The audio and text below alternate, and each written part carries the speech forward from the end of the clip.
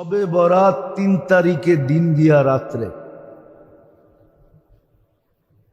যারা বলে এটার অস্তিত্ব নাই ওরও ঠিক না, আমরা যারা অতিরঞ্জিত করি এটাও ঠিক না।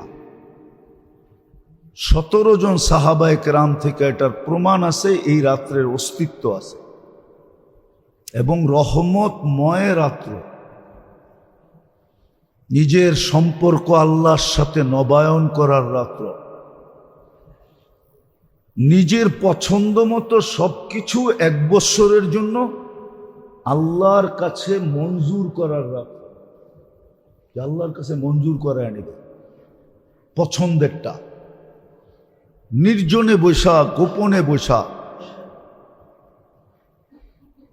এই রাত্রে কোনো ধরাবান্ধা জিনিস নাই। আগের থেকে যেটা শুনে আসতেছি যে এত রাকাত নামাজ আছে, এই সূরা আছে, এমনে এমনে পড়তে হয়। আবার জামাতের সাথে সালাতুত তাসবিহ নফল জামাতের সাথে নাই।